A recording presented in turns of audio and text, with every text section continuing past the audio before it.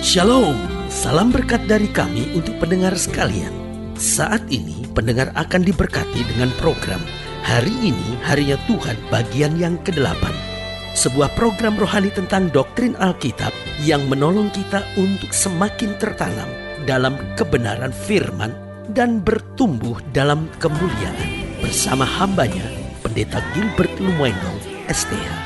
Banyak orang merasa doktrin Alkitab sebagai sesuatu yang membingungkan. Tetapi tahukah saudara bahwa doktrin Alkitab intinya adalah memahami Alkitab dengan benar, dengan pemahaman yang sistematis, sehingga kita terus dapat tertanam di dalam kebenaran firman, sehingga kita terus bertumbuh di dalam kemuliaan Allah.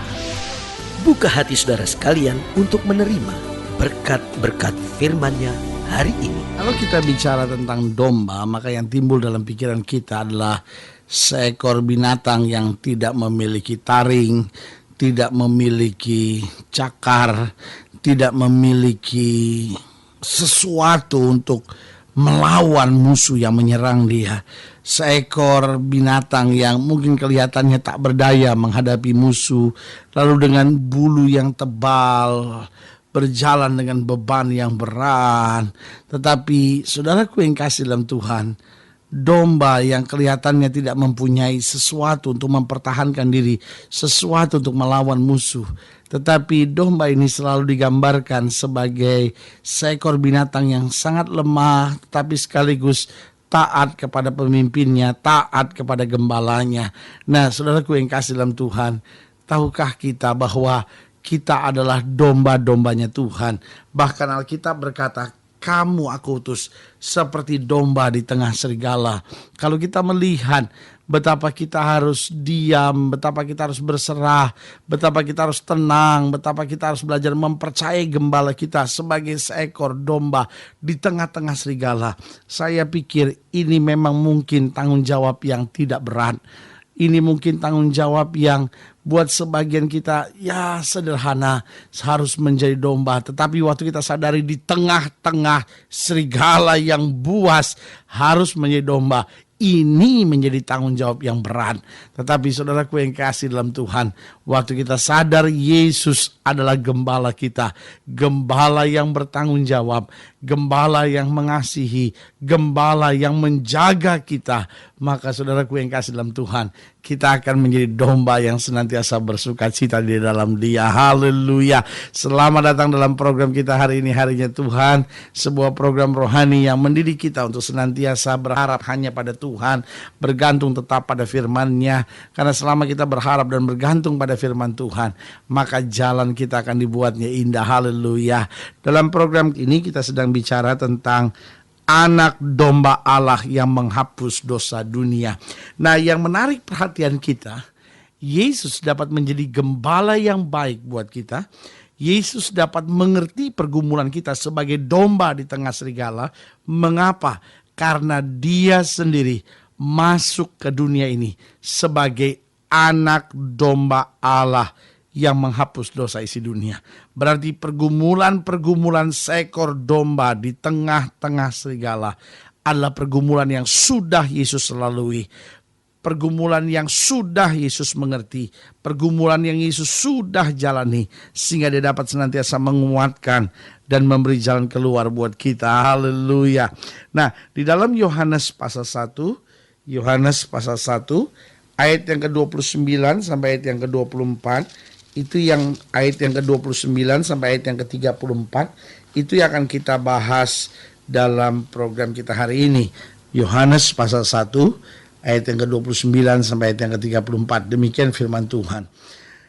Pada keesokan harinya Yohanes melihat Yesus datang kepadanya, dan ia berkata, lihatlah anak domba Allah yang menghapus dosa dunia. Dialah yang kumaksud ketika kukatakan, kemudian daripadaku akan datang seseorang yang telah mendahului aku, sebab Dia telah ada sebelum aku. Dan aku sendiri pun mula-mula tidak mengenal Dia. Tapi untuk itulah aku datang dan membaptis dengan air, supaya dinyatakan kepada Israel. Dan Yohanes memberi kesaksian, katanya, Aku telah melihat roh turun dari langit seperti merpati dan ia tinggal di atasnya.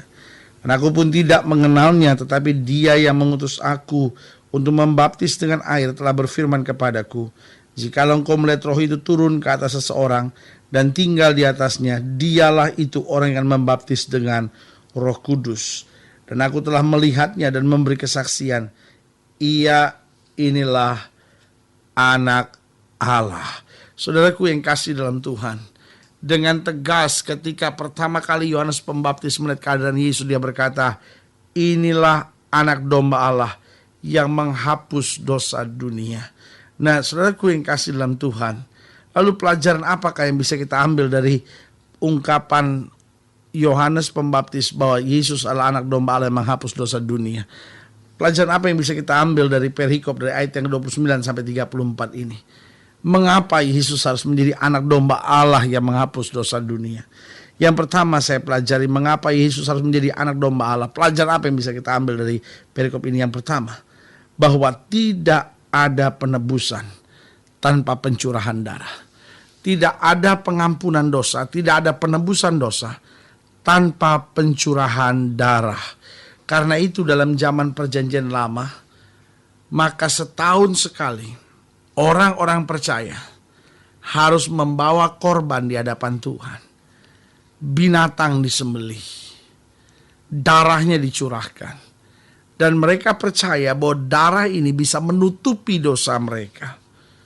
Memang darah binatang dapat menutupi dosa.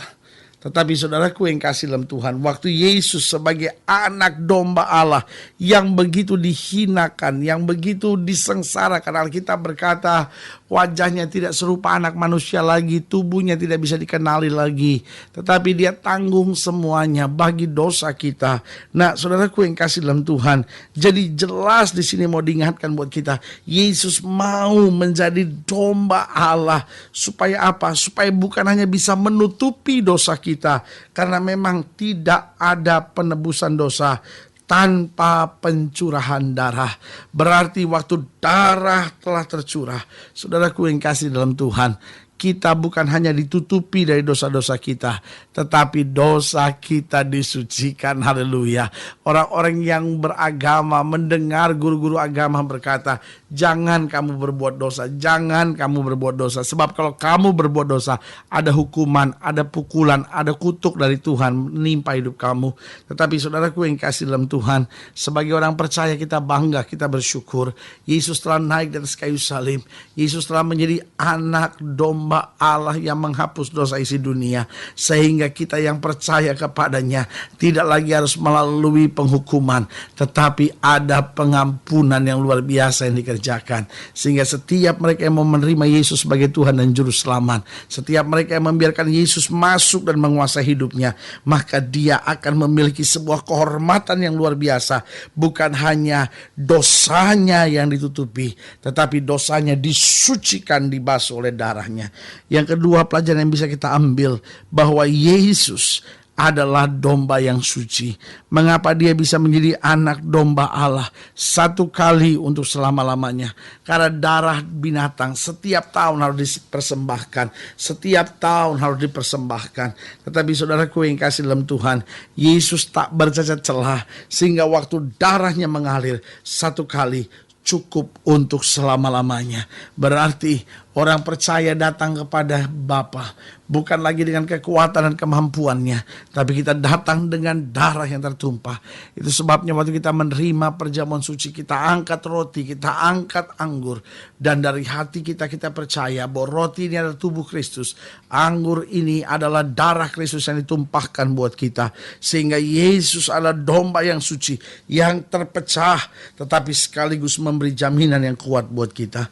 Dan yang ketiga, yang terakhir, pelajaran apa yang bisa kita ambil dari kalimat Yohanes Pembaptis yang berkata, ini anak domba Allah yang menghapus dosa manusia. Dari perikop ini kita bisa belajar bahwa yang ketiga, bahwa dalam Yesus sorga itu pasti.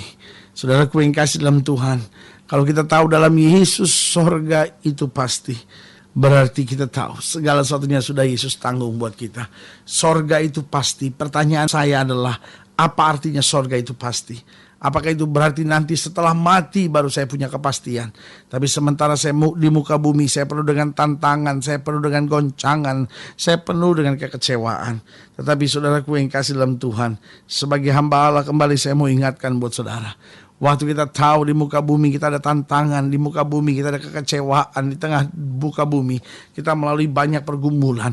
Tetapi kembali saya mau ingatkan buat saudara, kalau sorga itu pasti, berarti bukan hanya nanti saya akan menerimanya, tapi sementara saya melewati pergumulan di muka bumi, suasana sorga telah menjadi bagian dalam hidup kita. Bahwa di tengah masalah kita berkata, Yesus menguatkan aku. Di tengah persoalan kita berkata, aku tahu mujizat akan datang tepat pada waktunya. Berarti setiap kita diingatkan kembali bahwa tidak ada pengampunan dosa tanpa pencurahan darah. Yang kedua, kita belajar bahwa Yesus adalah domba Allah yang menghapus dosa dunia. Dan yang ketiga, bahwa dalam Yesus sorga itu pasti. Nah, kalau kita bicara sorga, bukan bicara nanti, tapi sementara kita di muka bumi, suasana sorga itu telah kita rasakan. Haleluya. Nah, saudaraku yang kasih dalam Tuhan, jika saudara ingin dilayani lebih jauh, hubungi kami melalui telepon, hubungi kami melalui surat, kunjungi website kami. Karena kami ada untuk membawa Bapak Ibu Saudara senantiasa lebih dekat pada Tuhan, mengalami kasih kuasa mujizat yang luar biasa. Haleluya. Melalui program ini juga kami mau berdoa buat setiap saudara yang sakit, setiap saudara yang berbeban berat, setiap saudara yang ingin didoakan, setiap saudara yang gak punya kepastian tentang keselamatan.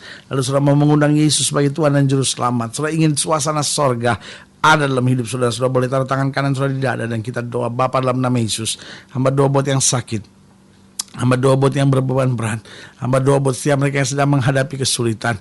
Setiap pendengar sekalian hamba doakan di dalam nama Yesus Tuhan jamah, rumah tangganya dipulihkan, masa mudanya diberkati, kehidupan mereka boleh senantiasa melihat kemuliaan Tuhan, karena Engkau Allah yang dahsyat dan luar biasa. Di dalam nama Yesus kami berdoa. Haleluya. Amin, amin, amin. Saudaraku yang kasih dalam Tuhan, kita sudah doa. Imani apa yang kita doakan, karena Tuhan tidak pernah lalai menepati janjinya. Inilah saatnya buat kita untuk bangkit beriman dan percaya. Dan katakan dengan iman, aku cakap menanggung segala perkara di dalam Yesus yang memberi kekuatan bagiku. Doa kami menyertai saudara. Sampai berjumpa pada program berikut. Tetap jadikan Tuhan yang paling utama dalam hidup kita. Karena selama kita jadikan Tuhan yang paling utama dalam hidup kita, tidak akan kita turun tapi diangkat naik, tidak akan menjadi ekor dipimpin kita menjadi kepala. Haleluya. Doa kami menyertai saudara sampai berjumpa pada program berikut, dan jangan lupa jadikan hari ini harinya Tuhan. Haleluya.